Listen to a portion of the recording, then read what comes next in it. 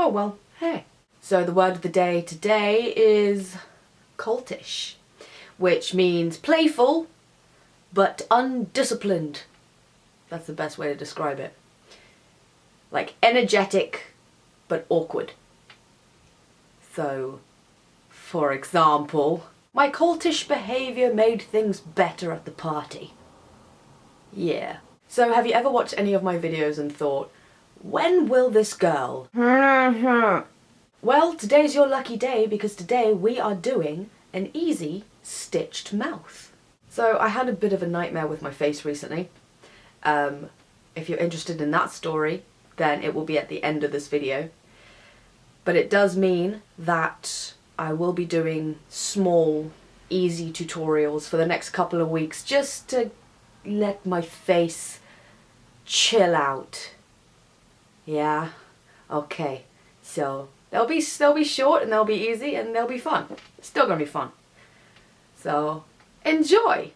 For this tutorial you are going to need a pink or red lip liner, some spirit gum, some black thread, preferably with a wax coating, some scab or scratch blood, some scissors and some tweezers. I'm going to start by adding some powder onto my lips just to take out the colour, forgot to mention that at the beginning. I'm then taking the lip liner and pressing it into my skin and twisting to create 6 small dots above my lip.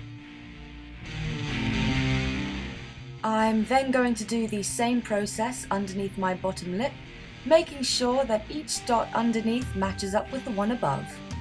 Did that make sense?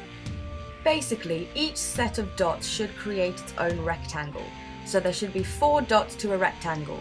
So you should have 3 rectangles around your mouth. Now it's time to measure up your thread.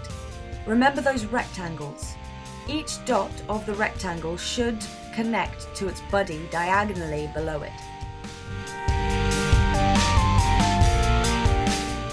And once you're happy with that length, it's time to apply the spirit gum. Still working in your rectangles, apply the spirit gum on top of each dot.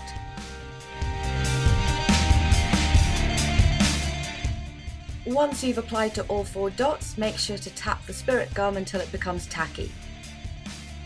Tap, tap, tap till it gets all tacky. Da, da, da, da, da, da, da, da.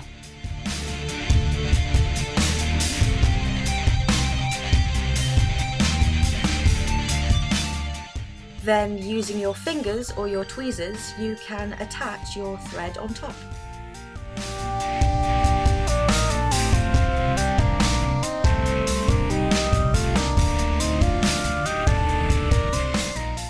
Then do exactly the same process on the next rectangle. Don't forget the song. Tap, tap, tap till it gets all tacky. Da, da, da, da, da, da, da, da. It helps, I swear.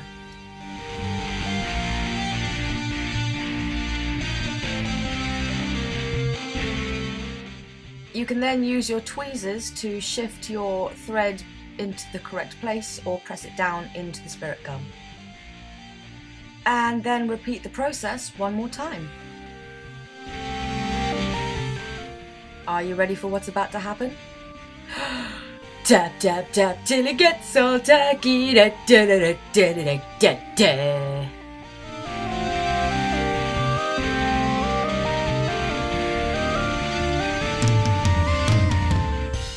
So you can either leave your look like this, or you can go on with the next steps. You can then apply fresh scab or scratch blood directly on top of where you originally put your lip liner. I would, however, recommend using dark scratch blood, as I was using the scab blood and it came up a little bit too red for my liking. Then go back over again with that blood on any areas you feel need to be tidied up.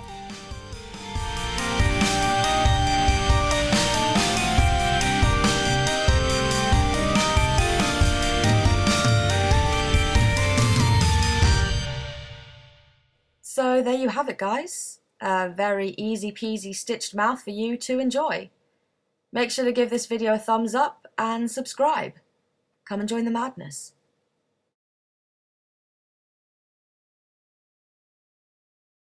So if you're watching this, you're obviously intrigued as to what happened to my face. So here's the story. So basically, an events company that I work for brought me on to do some face painting for Chinese New Year last weekend. And they brought me on a couple of days before the event happened, so it was a little bit last minute. And they asked me to create a list of faces that I could do that were related to Chinese New Year, which is all good and well, and I sent them my list and everything was fine. And in return, they sent me quite a vague email telling me that, telling me all of these different animals, like the white tiger of the north, I'm probably getting these wrong, but like the white tiger of the north, the Kryolan of the east, the phoenix of the south, the vermilion bird of the west. They're probably all in the wrong order or all different animals. But they gave me 8 different animals and then said, attached to this email, there are 12 different symbols of all the animals that represent the Chinese New Year. And I was like, okay, and I sent them an email back asking them, or telling them, that I was a little bit unsure as to what they meant and what they wanted me to do with this information. So they responded with an email back saying that it was just to buff out my portfolio so that if the children asked, then I had the information there to give it to them. And I was like, okay, that's fine. I'm happy to do that. I'll do my research, all good. So I was sent that email at 8 o'clock the night before the event started, and at about 2 o'clock in the morning, lying in bed, and I just have this thought, like this dread in my brain, and think, what if I read that email wrong? What happens if that's not what they wanted me to do? So I then get on my phone and I start sending messages to all my friends with screenshots of this email, and I'm just like, what do they want me to do with this? And I get responses back saying they want you to scrap your entire list and they want you just to do these looks. So by this time I had about 8 hours to figure out how I was going to do all of these different looks and learn 20 different looks in the space of 8 hours, given that I didn't sleep.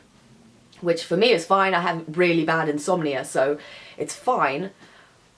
But I was freaking out to the point where I felt like I was going to be sick. It was horrible.